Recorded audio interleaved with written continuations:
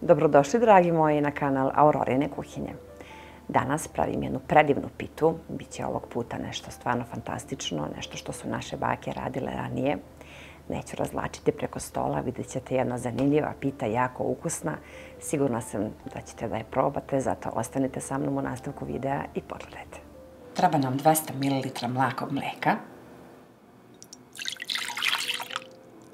Treba nam kvasac, ja imam suvi 8 grama, a može i svež oko 30 grama. Jednu kašičicu šećera. Stavit ću 2-3 kašike brašna i čekam kvasac 5 minuta. Jedna predivna starinska pita koja se priprema sa domaćom mašću. Vidjet ćete, jako lepa.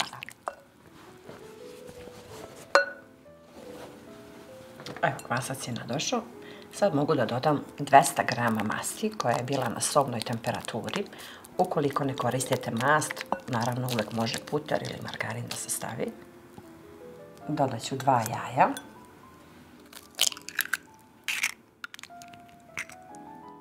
Jednu punu kašičicu soli.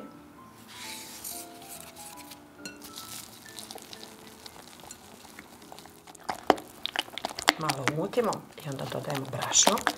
Ja sam pripremila 600 grama brašna, pa ćemo da vidimo da li je to dovoljno.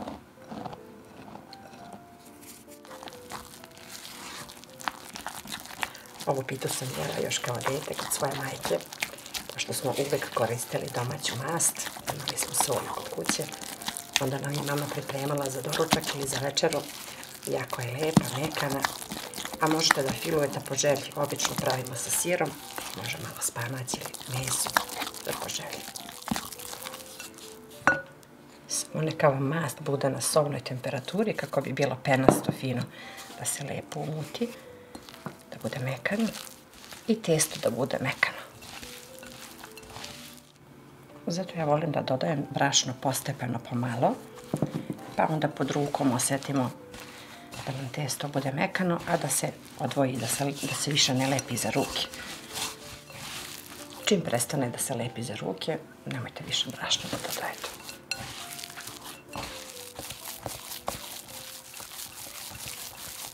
Stavit ću malo brašna preko stola i neću više brašna da dodajem, neka bude ovako skroz mekano.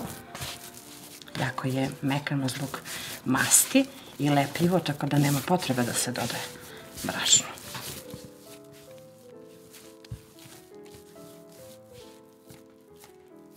Sad je potrebno da testo podelimo na 2 jednaka dela, oblikujemo loptice i onda sačekamo 10 minuta da samo testo malo naraste.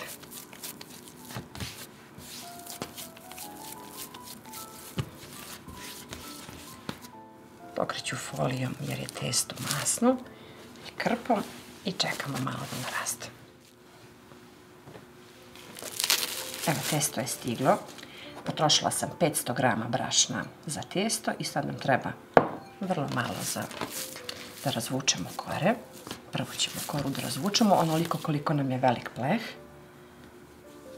33 puta 22 je dimenzija mog pleha i toliko ćemo koru i da razvučemo.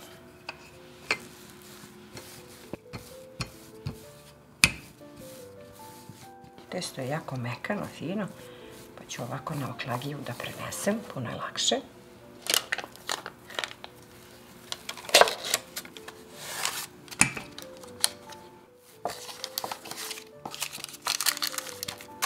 Evo ovako razvučemo prvu koru, malo dole spustimo, lepo poravnamo i ja sam pripremila sad sir.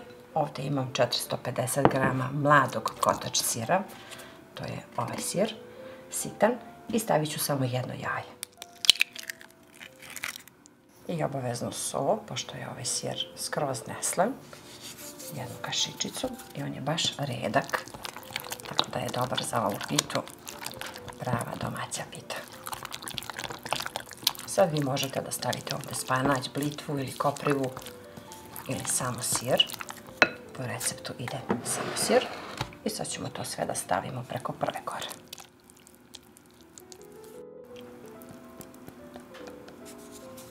Lepo razvučemo preko cijele kore. Pa ćemo drugu koru isto da razvučemo tanko i da prebacimo preko. Evo je druga kora.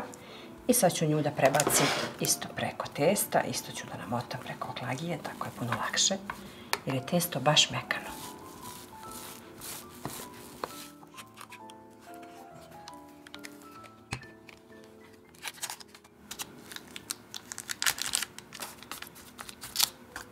Sad je potrebno da ovo testo ostavimo 30 minuta da naraste.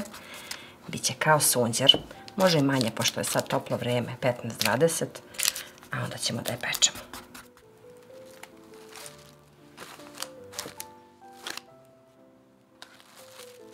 Evo, posle 20 minuta kako je fino narasla, sad mogu da je pečem. Pečem je na 180 stepeni, 35 do 40 minuta. Pita je gotova, pogledajte kako je lepo narasla. Pekla sam je 40 minuta, pokreću je krpom i čekamo da se skroz prohladi. Tako lepo miriše, tako je mekana. Sad možete da sečete na kocke ili da lomite. Svejedno, ja više volim kad se lomi kao pogača nego kad se seče. Sočna, mirisna, mekana. Predivna je jedna starinska pita. Meni je lepše ovako, kad se ona lomi na kockice. Ja verujem da ovdje domaća mast je prevladala i da je baš zbog masti ona ovako lepo ukusna, mekana, sočna. Toliko je slatka, verujte mi, pojela sam 2 parčeta. Ja znam da je na selu uvek slatko kad nešto mama ili baka napravi, kao onako kao mali ručkama u dvorištu, tako da me podsjeća ova predivna pita, jednostavna, a tako lepa, predivnog ukusa baš zbog domaće masti i ovog mladog sira. Jako je sočna jer sam stavila ovaj mladi sir, tako da je ovo testo sve upilo, pa je stvarno predivna. Uopšte nije ni slana, taman fina, blaga, ukusna, meni se jako sviđa. Probajte ovaj recept i obavezno mi pišite u komentarima. Sigurna sam da ćete da je probate što pre. Verujem da će da vam se sviđa. Eto, to bi bilo za danas. Sve vas puno pozdravlja vaša Aurora, pa se vidimo uskoro sa nekim novim receptom iz moje kuhinje.